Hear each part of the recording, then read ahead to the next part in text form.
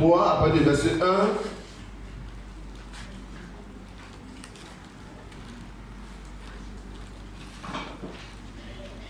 Le livre de Josué, le chapitre 3, à partir du verset 1 jusqu'au verset 5.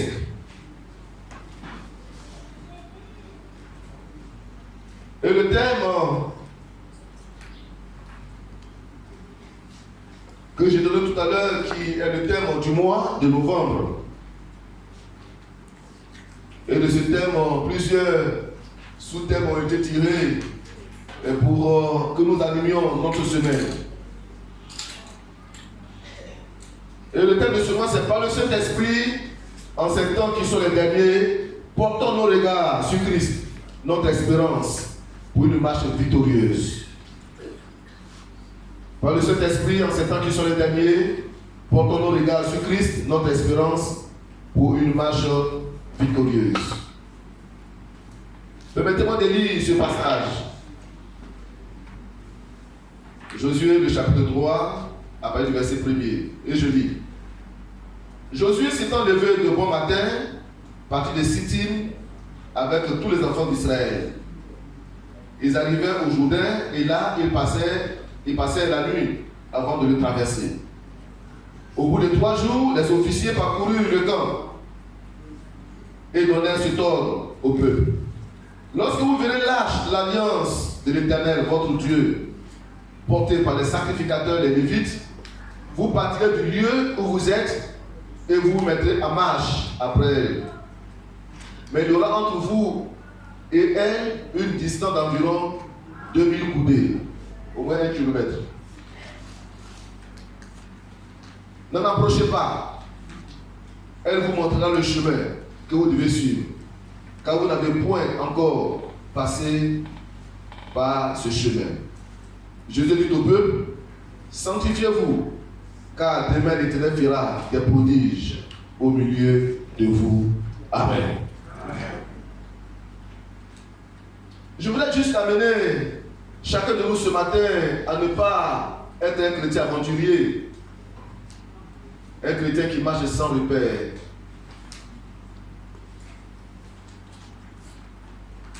Nous sommes amenés à être vigilants, à être concentrés, en ayant Christ comme repère, Christ comme référence, Christ comme norme à suivre. Donc c'est l'objectif que je poursuis par cette exhortation que je veux partager avec vous. Le thème de ce mois est relatif au message d'encouragement à une vie chrétienne plus accrue, une vie chrétienne plus pertinente face aux temps difficiles de ces derniers jours. Je veux juste rappeler à tous les bien-aimés frères et sœurs que nous sommes dans les derniers jours. Nous sommes au soir du temps qui nous a été donné et qui va laisser place à une ère un peu plus sombre que ce que nous vivons aujourd'hui. Et donc nous sommes dans une période qui nous détermine et qui doit pouvoir déterminer notre vie et notre engagement. Parce que nous sommes au soir et nous ne savons pas ce qui va se passer pour chacun de nous. Un serviteur de Dieu a dit que ne considérez pas, il dit ne dis pas, ne parlez plus de retour de Jésus, beaucoup comme ça. Ou bien d'enlèvement de l'église. Il dit parlez beaucoup plus d'enlèvement des chrétiens. Et nous sommes dans la période d'enlèvement des chrétiens. Et c'est la vérité.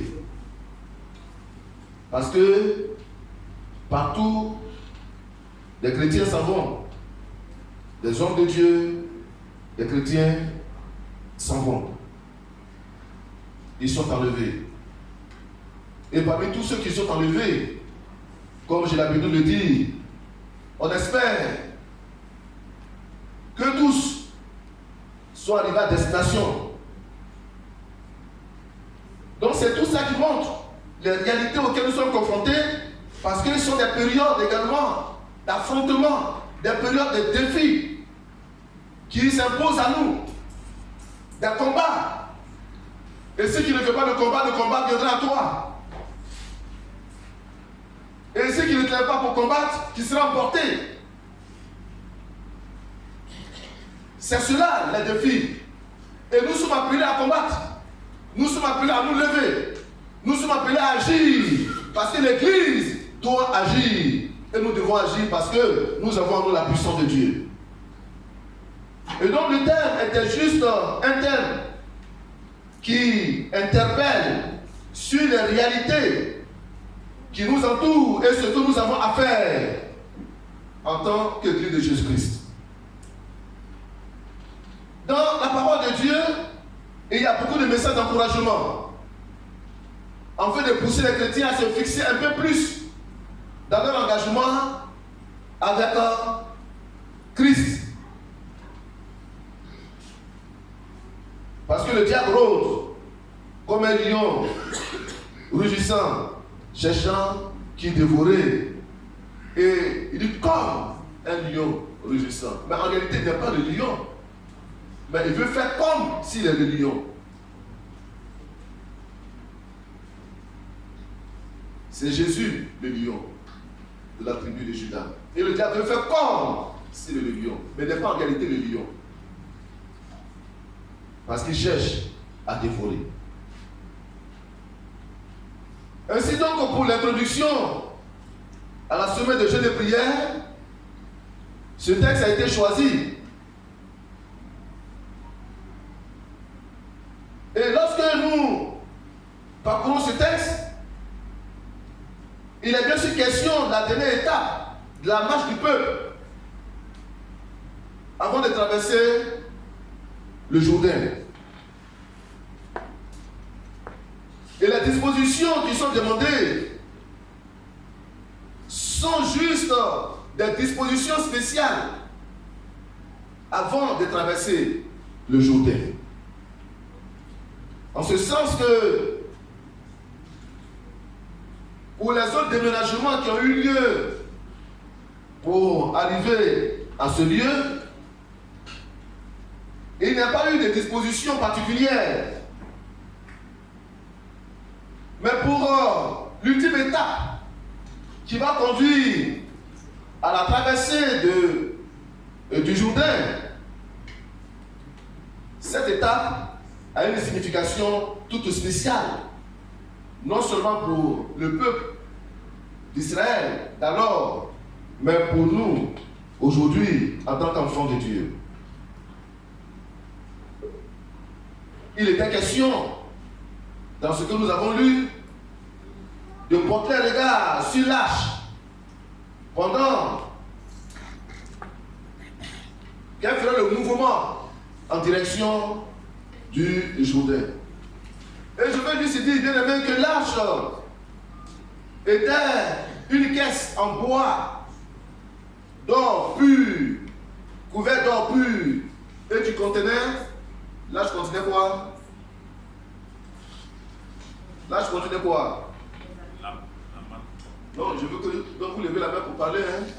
L'arche contenait quoi? Je veux voir si vous connaissez la parole de Dieu. L'arche contenait quoi? Non, une personne lève la main. Parce qu'on parle ensemble comme ça là, ça ne me fait pas du bien. Parce que je vais voir qui parle. L'arche contenait quoi?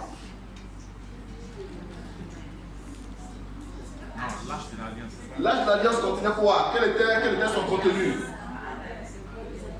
Qu'est-ce qui était dans la caisse d'or?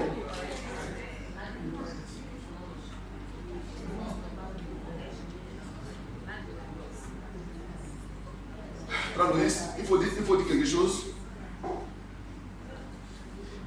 Loïs, pourquoi verser mon visage par terre ce matin? Ok. pasteur ne connaît pas le contenu de l'âge de l'alliance. Il faut dire un mot, il faut dire juste un mot. Alors, je vais encore prendre une autre fille. Les filles cachent, elles se cachent. Bon.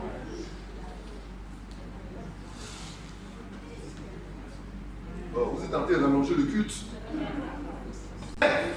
À chacun de se lever à l'instant même pour partir. Dès que tu vois l'âge de mouvement, il faut également te lever et pour agir. La deuxième chose, c'est l'itinéraire. Le départ ou le mouvement de l'âge devait indiquer l'itinéraire à suivre. Chacun n'avait pas son itinéraire à tracer. Parce que dans ces derniers temps, les chrétiens, ils veulent eux-mêmes tracer leur propre itinéraire de vie. Ils ne sont pas prêts à suivre la direction de Dieu. Ils ne sont pas prêts à suivre la direction du Seigneur. Ils ne sont pas prêts à suivre la direction du Saint-Esprit. Chacun même veut se faire son itinéraire.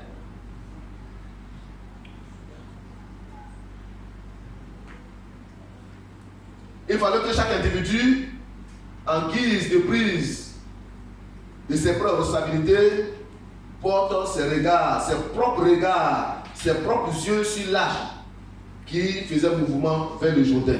Il faut que tu prennes avec tes propres yeux. Il ne faut pas compter sur les yeux des autres. Comme on aime le faire. Vivre la vie chrétienne sous le couvert de quelqu'un d'autre. Et que nous-mêmes, on ne veut pas vivre d'expérience. On ne veut pas faire d'efforts. On ne veut pas apprendre à être meilleur soi-même. On ne veut pas se donner les moyens d'être meilleur pour accomplir des exploits. Et dire que moi-même j'ai expérimenté les grâces de Dieu. Moi-même je l'ai cherché et je l'ai découvert. Et je peux témoigner que la parole de Dieu est juste, que la parole de Dieu est vraie, que Jésus est vrai. On veut vivre sur la base des témoignages. Et c'est pourquoi les gens ne sont plus solides spirituellement. Parce que il faut qu'on leur dise, ah, aujourd'hui, ici, c'est comme ça. Ah, non, chez nous là-bas, c'est comme ça. Et puis les gens papillonnent parce qu'eux-mêmes n'ont pas d'expérience. Et la réalité de l'église aujourd'hui, c'est que l'église n'a pas d'expérience. Parce que les chrétiens ne veulent pas vivre des expériences personnelles. Ils ne veulent pas prendre d'initiative. Quels sont les chrétiens qui, dans ces derniers temps, prennent des initiatives personnelles? Vous dites aujourd'hui, moi j'ai une semaine de jeûne de prière. Qui le fait? Qui le fait? Et c'est pourquoi la force spirituelle d'hier ne peut pas être la même force spirituelle aujourd'hui. Que toi-même tes propres yeux voient le départ de cette caisse sacrée qui est la marque même de la présence de Dieu. Que toi-même tu vois le mouvement de Dieu. Que tu vois que c'est le moment d'agir, que c'est le moment de départ, que l'itinéraire est en train d'être tracé et que tu dois être obligé de suivre l'itinéraire qui est en train d'être tracé. Tu dois suivre le mouvement de Dieu.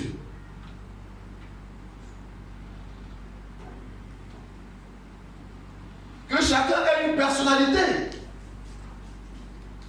Que chacun ait une personnalité. C'est cela. Que tu vois de tes deux yeux, comme de tes propres yeux.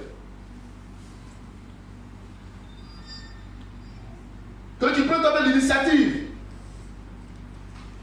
Pour ne pas dire que non, mais là je n'ai même pas parti, puis tu me blagues. Ou bien pour ne pas dire à ton ami, mais tu vas où? Dis, ah, là je suis passé, hein, on s'en va. Eh, mais pourquoi depuis tu ne m'as pas dit? Mais toi tu étais où? Tu étais où? Et nous devons faire attention. Parce que il y avait toujours des trompettes. Et malgré la présence des trompettes qui devaient sonner pendant du chauffard, il fallait voir le mouvement de l'arche. Cette caisse qui était portée par 4 personnes avec des pêches. Il y avait des anneaux sur le propitiatoire, le couvercle. Et on mettait, et les bois qui étaient dedans, c'était également en or. Hein? De l'or pur sur les bois. Un bois ici, deux personnes devant, deux personnes à l'arrière. Et ils portaient ça sur les épaules. Et il était ouvert. Les trompettes devaient sonner juste pour indiquer le départ. Et tout le monde, les gens devaient voir. Les gens devaient voir le mouvement de l'âge. Et là, toi, tu ne peux pas rester sur ta maison là-bas. Vous dites que moi, ça ne m'intéresse pas. Parce que c'est comme ça que nous vivons notre vie chrétienne aujourd'hui. Ça ne m'intéresse pas. Or, pourtant, c'est crucial pour toi. Soit tu restes dans le désert, pour montrer que tu n'as pas d'avenir, que tu es là pour toi-même de ton propre chef, ou bien soit tu es soumis à Dieu, tu es là pour partir. Ou que tu réalises que ton avenir, ton espérance, c'est tout entre les mains du Seigneur.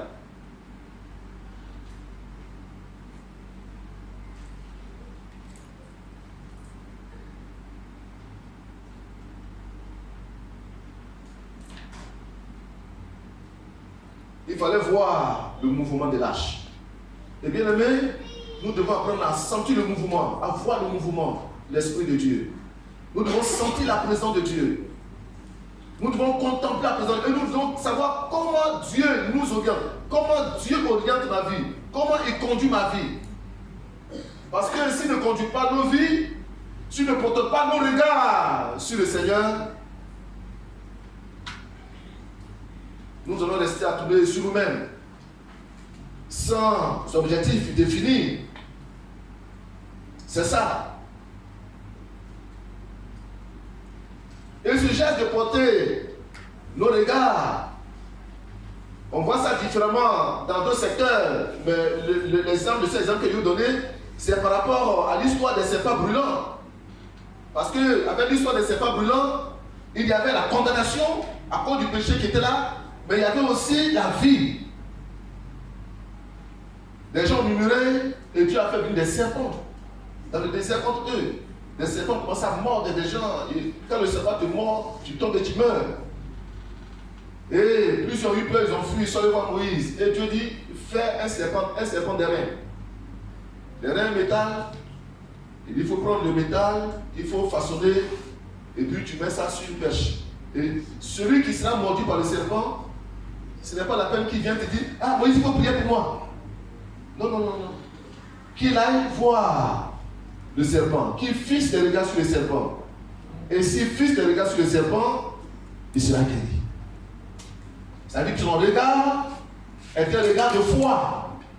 C'est un regard de foi. Un regard qui saisit la guérison. Et Jésus le disait également par rapport à ça, en Jean 3, 14, 15, il disait, et quand Moïse n'est pas le serpent dans le désert, il faut de même que le Fils de l'homme soit élevé, afin qu'il croit en lui ait la vie éternelle. Porte les regards vers Christ, nous donnons la vie éternelle. Et il faut le saisir, il faut saisir cette présence par la foi. Je voudrais, une fois de plus, en ces temps de la fin, et face aux difficultés auxquelles chaque personne est confrontée, et c'est que nous tous nous sommes confrontés à des difficultés de diverses manières, difficultés qui précèdent le retour de Jésus, mettre une certaine emphase sur notre responsabilité individuelle, bien aimé. Et je ne cesse de vous parler de la responsabilité individuelle. Et j'insiste sur la responsabilité individuelle parce que le Seigneur me met à cœur d'insister sur le sens de notre responsabilité. Parce qu'on sera jugé nous seuls. On sera seul devant Dieu face au jugement de Dieu. Tu n'auras pas le temps de dire que non, c'est mon ami qui fait ça, c'est mon voisin qui fait ça, non, c'est mes parents, non, c'est mon mari, non, c'est ma femme, non, non, non, non, qu'il sera seul. Comme nous sommes encore vivants, on pense que c'est juste une petite affaire.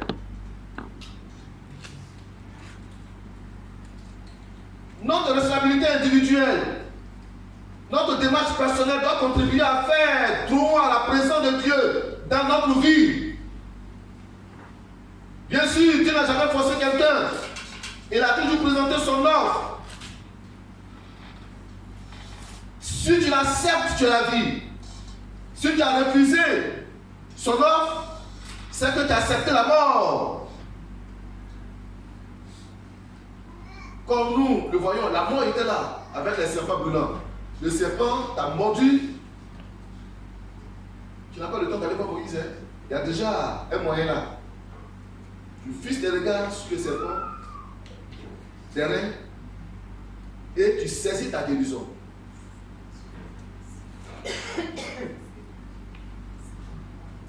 Si tu n'as pas eu suffisamment de foi, et que tu es resté là à pleurer, mais tu vas mourir là. Le serpent t'a mordu, tu vas mourir là. Tu dois faire un mouvement en portant tes regards sur le serpent derrière. Et c'est pourquoi en face à tout ce que nous pouvons vivre, tout ce que nous pouvons connaître, portons nos regards sur le Christ, Jésus.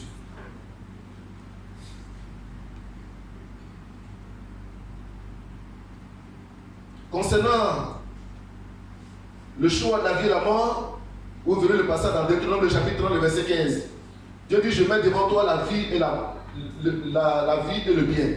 Deutéronome 30, 15. Je mets devant toi la vie et le bien, la mort et le mal.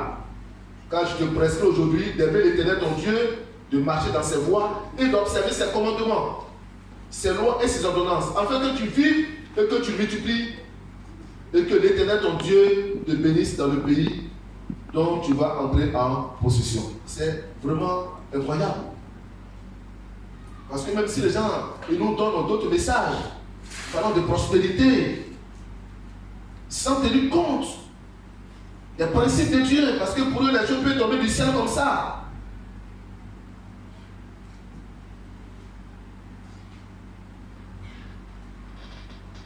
Je voulais juste rappeler, bien aimé, que pour le peuple d'Israël, le mouvement vers Canaan était un nouveau départ.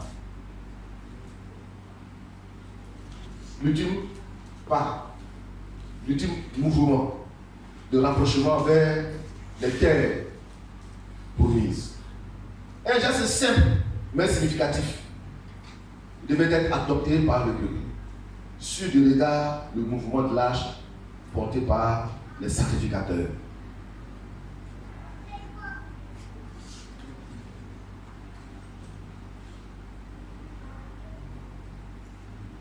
Levez les yeux ou portez les regards vers l'âge. Ce n'était pas un geste anodin bien aimé, mais une prise de responsabilité bien réfléchie qui montre toute la profondeur de notre engagement pour Dieu. Porter tes regards vers Jésus,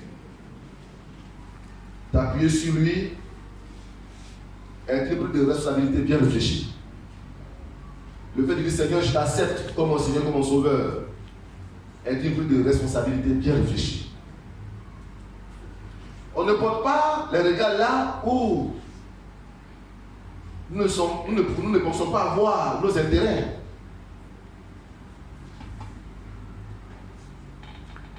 L'âge incarnait l'intérêt du peuple. Et c'est pourquoi il devait lever le regard vers l'âge. C'est l'âge qui définissait toute la plénitude, la présence de Dieu au milieu d'eux. Et cette présence devait être un soutien, mais aussi un guide pour le choix de l'itinéraire qui conduisait vers le lieu de la bénédiction. Donc toute la vie et tout l'avenir était lié aux dispositions de leur cœur. Et qui devait porter les regards sur la symbole de la présence de Dieu. Parce que c'est là que se trouvait leur avenir.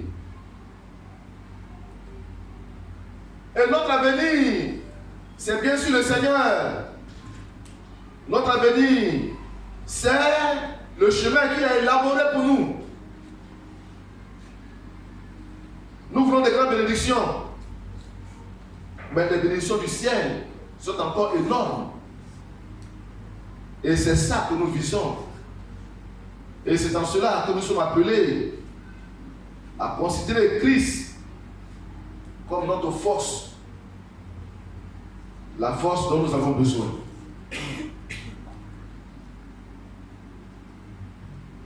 L'Arche incarnait aussi l'espoir du peuple. Sa présence rassurait également et constituait une sécurité pour le peuple. Comment réussir à entrer à Canaan si on n'est pas rassuré? Et enfin, l'Arche incarnait aussi la présence de Dieu.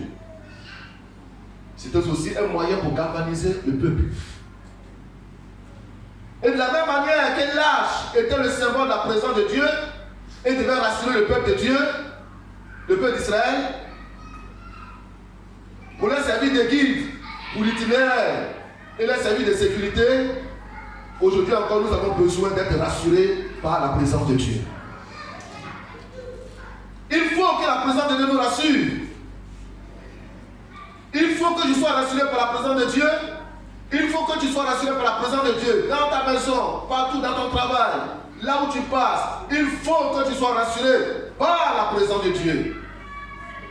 Et c'est en cela qu'il faut porter le regard vers Christ. Enfin, quand il y a le regard fixé sur Christ, que tu sois rassuré. Que tu te sentes en sécurité. Et que tu ne te réveilles pas en sursaut pendant la nuit avec cette agitation. Christ est notre sécurité. Il est notre source de motivation. Il est notre source d'engagement pour la cause du royaume de Dieu. Alléluia.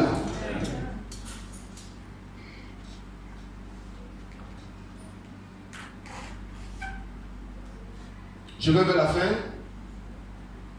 Portons le regard sur Christ, le centre d'intérêt de l'Église et du chrétien. Je vais le dire avant de terminer. Portons le regard sur Christ, le centre d'intérêt de l'Église et du chrétien. Christ est notre centre d'intérêt. Portons le regard sur Christ, le centre d'intérêt de l'Église et du chrétien. C'est lui qui est notre centre d'intérêt. Comme hier, l'Arche était le centre d'intérêt du peuple d'Israël. Christ est notre centre d'intérêt. Et il y a plusieurs manières de porter le regard sur Christ, qui est notre centre d'intérêt. Comment nous pouvons porter nos regards sur Christ? Mais le fait de venir à l'église est une manière de porter nos regards sur Christ. Donc le fait que tu sois là, il faut que tu sois là tout entier. Que tu ne sois pas la moitié, ou que tu ne sois pas là du tout.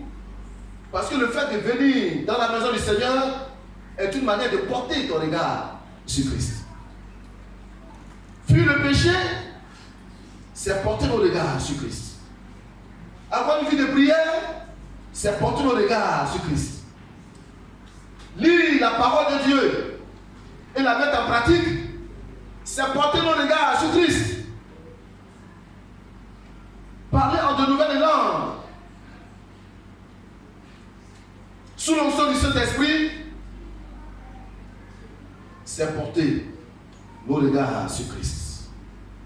Donner sa dîme, donner son offrande, apporter de l'aide sociale à ceux qui en ont besoin, c'est porter nos regards sur Christ. Rompre le pain, en deux temps, prendre la scène, c'est porter nos regards sur Christ. Résister aux pressions du monde et de la chair, aux tentations, aux séductions,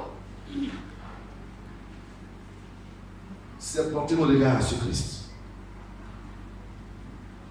Aimer Christ et l'adorer, comme ça s'est fait hier samedi, c'est porter nos regards sur Christ. Et comme on l'a fait aussi ce matin. Toutes ces choses pour nous de porter nos regards sur Christ, notre espérance. Parce que nous ne faisons pas les choses dans le vide.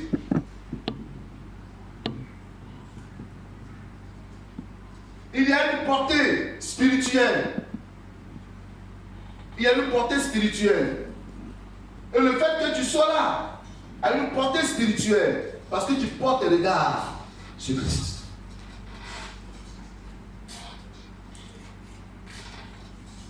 L'église ne se définit pas par elle-même.